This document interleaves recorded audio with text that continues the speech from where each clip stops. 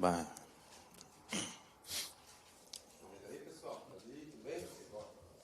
Boa noite, Abel. Zé Henrique, Rádio Energia 97. O torcedor gosta muito do show, né, do gol, do chapéu, da caneta, mas esquece um pouco da função do Zé, que hoje faz uma função de camisa 5, né? E ele jogava no Bahia como 10, veio no Palmeiras como 8 e hoje faz uma função 5. Como que ele está se adaptando a essa função de mais de marcação, de segurar um pouco mais, cadenciar, ditar o ritmo? Como que você está trabalhando com o Zé nesse quesito? Boa noite a todos. Em primeiro lugar, eu gostaria de dedicar esta vitória ao Dr. Gustavo Malioca, que faz hoje 42 anos, e, portanto, esta vitória é para ele. Em relação ao Zé, eu já falei várias vezes, quando os jogadores têm coração e mente aberta, é muito mais fácil eles entenderem aquilo que a equipa precisa. E o Zé, apesar de quando fazia parceria com o Danilo, o Zé recuperava muito mais bolas que o Danilo era mais um armador, não era um recuperador. O Danilo não tem como característica recuperar bolas, é mais um intercepta, não recupera. E a verdade é que, se com bola o Zé tinha mais chegado e o Danilo era mais armador, sem bola era o Zé o nosso 5, porque ele recuperava muito mais bolas do que o próprio Danilo. E, portanto, é uma posição que ele já fazia, a de 5-8, em função dos jogadores que nós vimos ao longo da preparação. Achámos que o Zé devia, em função das necessidades que nós tínhamos, da posição 5, o Zé é um jogador inteligente que percebe o jogo. Não é eu costumo dizer que há dois tipos de 5. Há o 5 caçador, que anda para todo lado, né? E há o 5 que é de guarda, que sabe o que está posicionado, sabe fazer bem um triângulo ali na frente dos dois zagueiros, mexe-se e corre o que é certo. E o Zé, nos últimos anos, eu acho que ele começou a entender, a ler muito bem o jogo, a fazer as coberturas dos espaços, quando ele sabe muito bem quando tem que marcar o espaço e quando tem que marcar o homem, e nós decidimos recuá-lo mais um bocadinho. É uma posição que ele sabe fazer, faz bem, recupera bem. Bendita a hora que nós decidimos passar o Zé para aquela posição um bocadinho mais recuada, mas que pode chegar na mesma. Ele sabe que tem liberdade para chegar à cabeça da área, se o jogo o ditar, e soltar um bocadinho mais o menino, que não é tão rigoroso naquilo que tem a ver com esta questão de muitas vezes marcar o espaço, outras vezes marcar o homem. Abel, boa noite. Ao longo do seu trabalho, você trabalhou muito com jogadores pela direita do ataque, que eram meias construtores, né? Podemos lembrar lá do Gabriel Menino, titular na final da Libertadores contra o Santos, o Scarpa, ano passado, jogando muito bem assim. E esse ano, não é uma coisa inédita, mas esse ano você tem pelo lado direito do ataque um atacante de fato, que é o Rony, e sua primeira opção é o Giovani, que também é um menino muito agudo, que ataca muito a linha de fundo. Queria te perguntar se essa mudança ela modifica as dinâmicas ofensivas do Palmeiras, especialmente no que diz respeito ao espaço que o lateral ataca por aquele lado e as interações com o Rafael Veiga, que é o meia central desse time. Obrigado. Olha, eu acho que foi uma vez no América Mineiro que me fizeram essa pergunta, e eu disse que jogo em função das características dos jogadores que temos. A verdade é que eu gosto, se me perguntares, eu gosto de ter os pontas bem abertos para espaçar a linha adversária, porque quando sobe os laterais ao mesmo tempo, se o adversário recompor os pontas, vamos defender ou atacar linhas de 6, e nós não queremos atacar linhas de 6, queremos atacar linhas de 4 e de 5. E isso permite-nos, como te disse, espaçar o jogo. A questão de termos o Veiga já lá jogou, o Scarpa jogou, o próprio Tabata também pode jogar ali, em função das características que nós temos. Nós andámos à procura, já vos falei de pontas, o Wesley saiu, ficamos com o Dudu, com o Breno, temos o Rony. Eu sei que o Rony também gosta de jogar mais na frente, mas pode fazer as duas, jogar na frente e jogar na 7, que ele domina muito bem as duas posições, e acho que isso nos permite mais flexibilidade e ter um elenco mais curto, porque há vários jogadores no nosso elenco, não de hoje, mas que fazem mais que uma posição. E outro pormenor que tu me disseste, qual era? Eu estou-me aqui a perder agora. A presença do lateral direito, o que se muda alguma coisa no espaço que o Rocha ataca, jogando com um ponto ou com um meio articulador? O Rocha tem essa liberdade, ele é outro jogador também muito, muito inteligente. Umas vezes é ele que ataca à profundidade, outras vezes ele vai por dentro, quase como um segundo médio, quando o menino chega à área, para ficar com uma cobertura por trás, fazer uma construção 3-2 com o Rocha e o Zé, que foi o que fizemos na segunda parte, porque na primeira parte eu acho que foi a primeira vez que nós em casa demos muitas transições ao nosso adversário. Portanto, eu acho que isto era um jogo para nós fazermos mais 3 ou 4 golos e o adversário também fazer 2 ou 3. Ainda bem que as duas equipas tenham 2 bons guarda-redes que fizeram a tarefa deles, que foi defender, e foi isso que nós fizemos na segunda parte. Equilibramos mais a equipa. Algumas dessas transições foram frutos de erros não forçados, de passes não forçados, que depois estávamos expostos e levámos essas transições, mas que na segunda parte corrigimos, com o Rocha a poder estar um bocadinho mais por dentro para ajudar o equilíbrio da equipa no momento em que nós perdêssemos bola, dar também liberdade ao menino para poder chegar à área. Como chegou, ele teve 2 oportunidades de cabeça para poder fazer golo, mas tem que haver depois sempre uma cobertura, como tínhamos o Rony aberto, menino subido, o Rocha ficava por dentro, mas o Rocha tem essa liberdade de perceber o jogo e nos dá ali dá-nos apoio, dá-nos equilíbrio, e quando ele sente o espaço também toca e aparece para cruzar, como fez na segunda parte. Abel, boa noite. Você sempre fala, né, a respeito da solidez do grupo do Palmeiras, que os jogadores desse elenco eles valem como reforço para você, porque o esforço de cada um ajuda o Palmeiras a ser ainda mais vitorioso. Na Supercopa, você disse o quanto conversou com o Gustavo Gomes e com o Zé Rafael para eles ajudarem o Gabriel Menino, mas eu queria que você falasse como que funciona também o tratamento com todo o elenco, porque a gente sabe que não são todos que têm as oportunidades de jogarem os minutos que os jogadores desejam, os minutos que os jogadores sonham em ter em campo, e agora o Palmeiras acaba perdendo o Kusevich, negociado com o Coritiba. Queria que você falasse como que funciona também essa sua gestão e até uma comparação, né? O Guardiola recentemente falou a respeito de que ele não segura jogadores se os caras tiverem o interesse de saírem para buscar novos objetivos. Como é que funciona também a sua conversa com um jogador que quer ter mais minutos, só que tem mais gente na frente dele? Olha, o Kusevich chegou ao clube ao mesmo tempo que eu, mais ou menos. E a verdade é que ele sempre foi aqui o nosso quarto zagueiro, com muita qualidade. Ele entendeu, os jogadores entenderam que ele, não só quando ele era utilizado, mas nos treinos, a agressividade e a intensidade que ele punha nos treinos, mas ele sempre percebeu que os 2 jogadores que tinham à frente, mais o Luá, o Murilo e o Gomes, são jogadores com muita qualidade. Ele sempre respeitou isso, trabalhando sempre. Ele já tinha-me pedido para sair no ano anterior, e eu disse-lhe que não podia, naquele momento não podia, que era a meio de época. Disse-lhe que noutra situação, noutra oportunidade, que o ia ajudar. E como disseste muito bem, quando aí penso igual ao Guardiola, não penso em tudo igual a ele, mas nessa questão penso. Nós apostamos na formação já há muito tempo, não é de hoje, é desde que chegamos. E ele quis sair, vamos dar uma oportunidade agora ao Naves. O Naves era a 5ª opção, vai ficar agora 4º. Vamos perceber como é que ele depois vai reagir quando tiver oportunidades. Eu gostava muito de ter continuado com o Kusevich, mas em função também da virtude de todo o negócio, da vontade do jogador também de querer sair,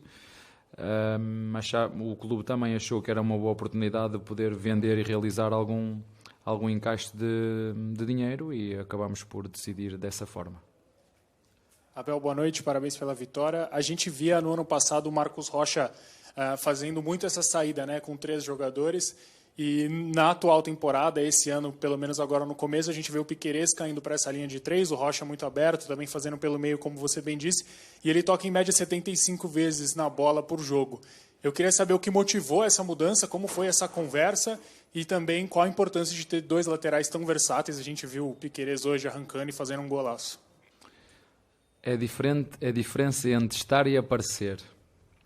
Quando já lá estás, também levas adversários contigo. Quando tu apareces, é surpresa. E, portanto, tem a ver com a dinâmica e o crescimento da nossa equipa, a dinâmica e o crescimento da maturidade da nossa equipa competitiva. Se vocês se lembrarem, nós o Mundial que disputamos, o último, né, que fomos à final, o Piquerez jogou na saída a 3 pelo lado esquerdo. Portanto, não é nada de novo. Só que às vezes os jogadores nós temos que os convencer que há determinadas posições que eles podem tirar mais fruto disso e ter um jogador a construir canhoto pelo lado esquerdo ou ter um direito dá-te uma amplitude ao jogo completamente diferente. Daí termos falado várias vezes que eu gostava de ter e procuramos, mas bendita a hora que trouxemos o Murilo, porque o Murilo era para ser um canhoto, se vocês se lembram, o destino é assim, por isso é que eu digo que sou um treinador abençoado. Nós tínhamos aqui um defesa esquerdo que tinha um zagueiro esquerdo que vinha da Universidade Católica a fazer os exames, o Herta, isso mesmo, obrigado, não me estava a lembrar do nome, e fruto do destino reprovou esse jogador e trouxeram, o clube trouxe-me o Murilo, mas é uma posição, nós com o zagueiro esquerdo dá outra dinâmica à equipa, e nós optamos por não meter um zagueiro, mas um lateral de trás para a frente, e é possível, como ele sabe e como me vê, fazer golos, mesmo não estando lá espetado. É que depois, mas eu sou o lateral. Eu sei que tu és lateral. E tu podes atacar ou por dentro ou por fora. Tu depois decides. Agora partes é de trás para a frente. Quando estamos a construir numa linha mais baixa, quando chegamos à zona 3, podes ir ou por dentro ou por fora. Tu decides. Mas fico contente por ele também estar aberto a este tipo de iniciativas que, na minha opinião, só lhes dá mais abrangência e conhecimento de jogo e lhes dá outros recursos para poder não fazer sempre a mesma coisa da mesma maneira. E isso também nos dá mais versatilidade ao nosso jogo. Isso é bom. E hoje criamos muitas oportunidades. Eu acho que fizemos umas 30 finalizações, segundo dizia os dados estatísticos.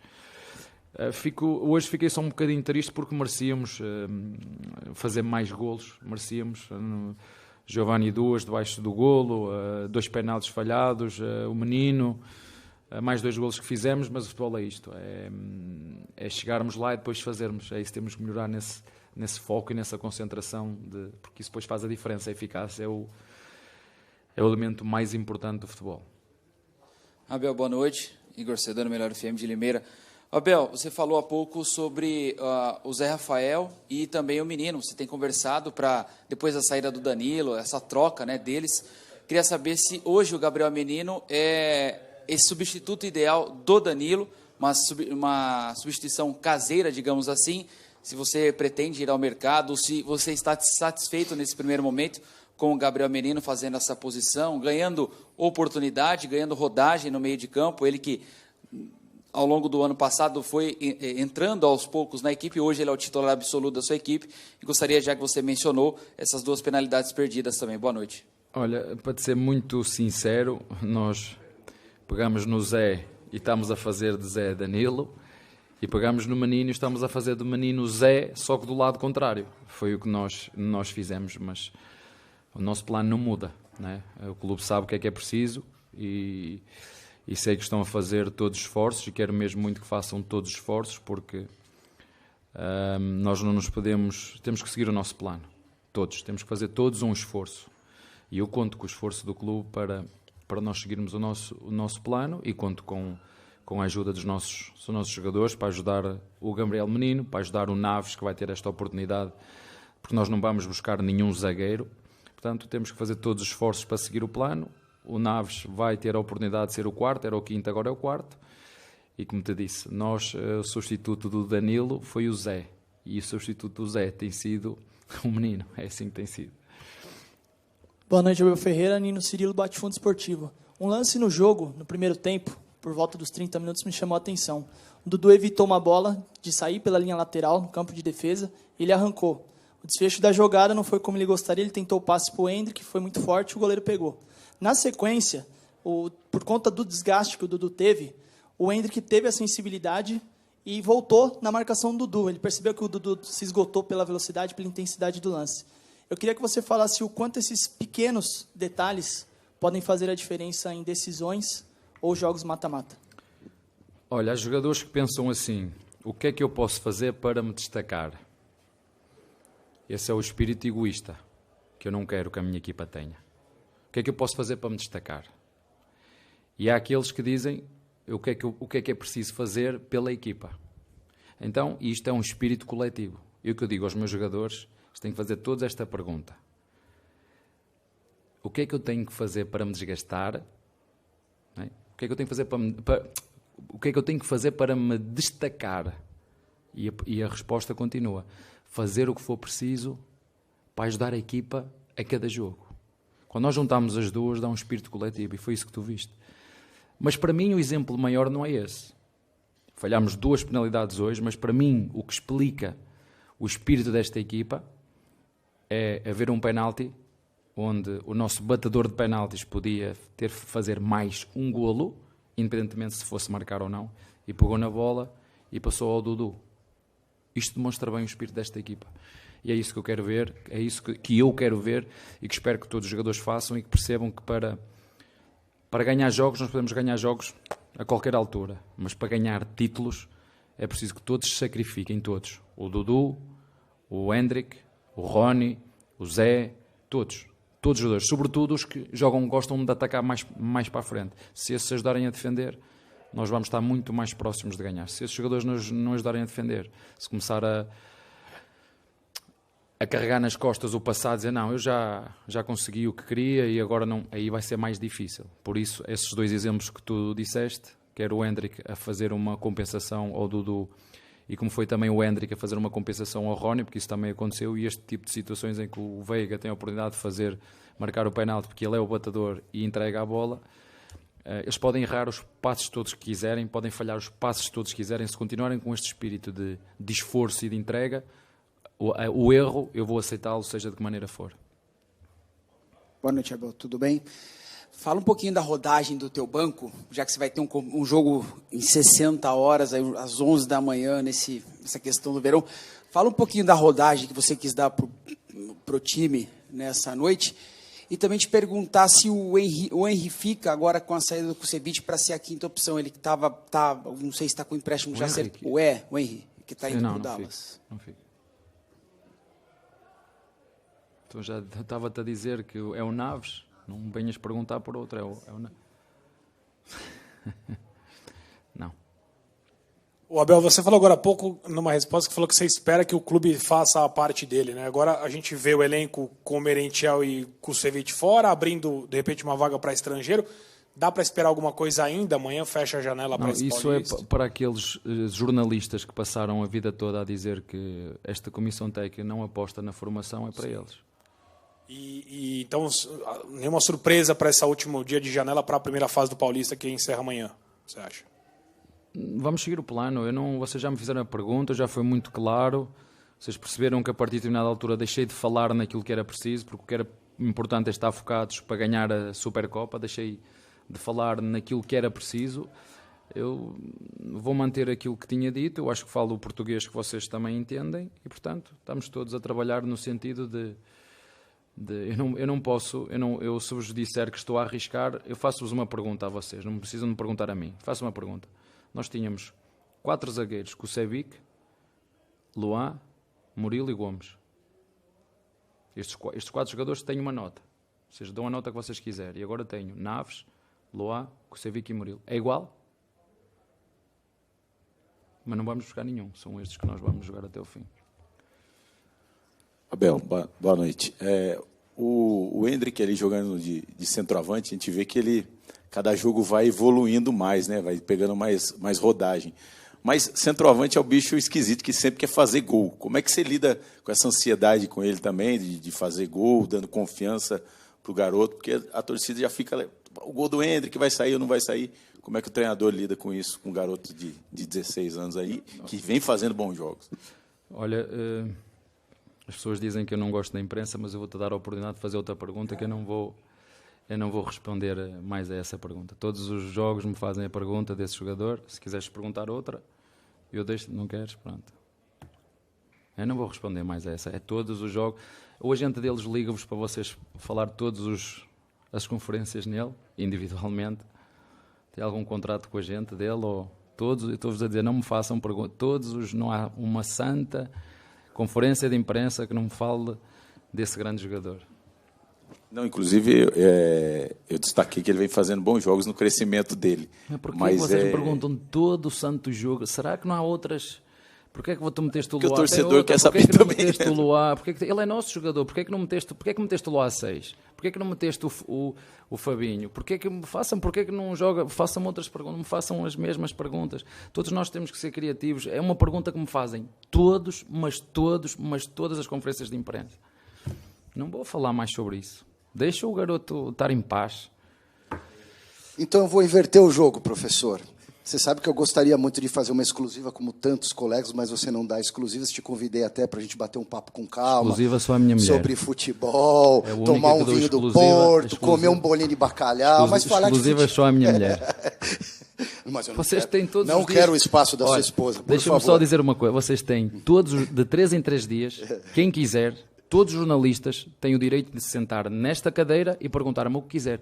Eu, de 3 em 3 dias, estou sempre a fazer exclusivas. Olha, Então estou aqui vamos a lá. fazer uma exclusiva contigo. Então vamos lá. Então eu vou aproveitar. De vez em quando eu aproveito a coletiva para fazer perguntas até fora do jogo. É o caso, tá, Abel? Até porque gosto muito daquilo que você pensa sobre futebol, das suas posições. E você fala de futebol em vários aspectos, né? Preocupa, você que está aqui no futebol brasileiro, o fato do que aconteceu com o Flamengo, de cair no Mundial, numa semifinal. Isso aconteceu com você também na primeira disputa de Mundial, sem se deparar com um grande campeão europeu, que aí sim é muito complicado, mas em tese enfrentar times do Oriente Médio, do Norte da África, do mundo árabe, era para o brasileiro chegar com mais força, muitas vezes. Isso aconteceu também com o Internacional, com o Atlético Mineiro, em anos mais recentes. Isso é preocupante? O futebol brasileiro está nesse nível mesmo para perder, ganhar, jogar meio que 50-50 com times como aqueles que passaram pelos brasileiros? O Flamengo ficou sem um jogador cedo e isso condiciona toda a história do jogo. Eu não vou estar a comentar muito disso, porque isso não, já tem tanto problema dentro do clube que tem que resolver, que o problema dos outros eu posso bem. Não é? O que vos posso dizer é que o futebol brasileiro foi considerado, não foi por nós, foi considerado a liga mais competitiva. Se me perguntas, eu faço aqui uma pergunta, vocês acham, eu não estou aqui a defender ninguém, o campeonato europeu já vai a meio da época, estão com os níveis competitivos super maduros e consistentes. Nós começámos a treinar em dezembro, janeiro, apanha logo o Mundial, como aconteceu a mim também, fomos jogar com o Chelsea, e que nos preparámos muito bem no segundo ano, mas eles já estão, como é que se diz, com a velocidade de cruzeiro. Nós ainda estamos, o avião ainda está a levantar e o dele já está lá em cima. Portanto, por si só é desigual, porque tu vais jogar com o campeonato europeu que já está, e com equipas, eu falo sobretudo da Europa, neste caso o Real Madrid, e as outras também, porque já estão em fase, nós ainda estamos a decolar. E isso é uma dificuldade que nós aqui temos, seja o Flamengo, seja o Corinthians, seja o São Paulo, seja o Palmeiras, seja quem for, que temos. Eu gostava de ver as coisas por outro lado. Há aspectos que nós temos que melhorar, sim, já vos disse, aspectos de gramado. Se queremos bons espetáculos, temos que ter grama. Se queremos jogos com intensidade, temos que dar tempo de descanso. Se não queremos tantas lesões, é outra das coisas, temos que dar esse descanso. Há muitas coisas para melhorar primeiro em termos de organização, antes de estarmos aqui a comparar com os outros. Primeiro nós vamos tentar melhorar e depois de nós estarmos a full, depois de nós estarmos bem internamente, bem organizados, calendários como deve ser, tempos de recuperação como deve ser. Por exemplo, eu venho de um microciclo de jogar às 7h30, 8h30, agora, passado 2 dias, metem-me a jogar às 11h. A única coisa que eu mais peço é chegar daqui a 3 dias, às 11h30, quer dizer, que me troca tudo. Este problema é a questão... Sabe quando você está habituado a fazer... Habituado ao mesmo ritmo? E de repente há aqui uma quebra. E é o que vai acontecer, não é? Agora viemos no ritmo normal, tal, e agora fazem um jogo às 11h30, num campo que, segundo me disseram, a relva, o gramado está uma vergonha, que devia ser proibido, foi como disseram, está uma vergonha. E isso é que tem que ser cuidado. Às vezes andamos preocupados com isso. Não, temos que ter a preocupação de ter todas as condições para proporcionar um bom espetáculo. Se o relvado está uma vergonha, que me disseram, eu estou aqui, se está, troquem, não se pode jogar ali. E é o que acontece na Europa. Se você não regar o campo, se não tiver a relva a 2 centímetros de altura, se não tiver a grama em condições, é multado, não pode jogar lá. É muito sério. Aqui ainda há espaço, já vos disse, há muito espaço para melhorar internamente antes de nós nos compararmos com os outros. Vamos primeiro nós internamente. São um jogo, sabem, o futebol é mágico. Ainda hoje no início do jogo me perguntaram o Inter de Limeira. O Inter de Limeira tinha hoje aqui 20% para ganhar o jogo. E até vos vou dizer mais. Quem devia ter marcado primeiro eram eles. Eles criaram mais oportunidades primeiro do que nós. Portanto, estes 20%, todas as equipas do mundo, por isso é que o futebol é um jogo de probabilidades, tem probabilidade de ganhar.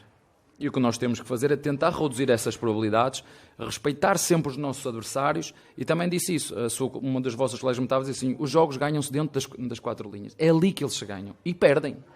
Fora, eu nunca vi nenhuma equipa, nenhum elenco ganhar jogos fora. E nós, hoje, contra o Inter de Limeira, vou dizer, nos primeiros 10, 15 minutos, o Inter de Limeira teve oportunidades para fazer 1-0 e para abrir o jogo, e depois íamos andar à procura de uma equipa que se ia defender e muito bem, e o futebol é isto. O futebol hoje, não é de hoje. Há uns anos esta parte, eu quando vi, perguntaram-me muitas vezes quem ia ser o campeão da Copa do Mundo. Eu disse, depois de ver, com todo o respeito, a Itália, que tinha sido campeã da Europa, ter sido eliminado pela Macedónia, não é? Pela Macedónia, quem não sabe, fica ao lado da Grécia. Eu por acaso sei quem é Macedónia, ser eliminado, tudo pode acontecer. O futebol está a mudar por isso, porque o talento só não ganha. Quem acha que tem os melhores jogadores, o talento só não ganha. Se não tiver o esforço, se não respeitar o adversário e não impuser, para além da sua qualidade técnica, o esforço, não se ganha só pela parte do talento. E o futebol hoje é mágico por isso. Todos têm possibilidade de ganhar. Uns mais, sim. Palmeiras hoje tinha 70% de probabilidade de ganhar, contra 30%. Mas o Inter de Limeira tinha 30% e agarraram-se aos 30%. Felizmente hoje nós conseguimos derrotar o nosso adversário. Há jogos, nós perdemos aqui em casa com um CRB. Com também 30 finalizações e perdemos. Não está nivelado. O que eu te quero dizer é que todas as equipas têm oportunidades de poder ganhar o jogo. Mas eu mais do que estar a comparar com os outros, eu acho que há muitos aspectos que nós internamente temos que melhorar. Boa noite, Abel. E no livro, se tu quiseres ler o meu livro, não é? Se quiseres ler o meu livro, nas últimas, autografo com todo o gosto. Tu estás aqui muitas vezes e brincas comigo, eu também posso brincar contigo. O último bloquinho está lá. O que é que o futebol brasileiro tem de bom e o que é que pode melhorar. Se quiseres ler, está lá. Está lá tudo escrito.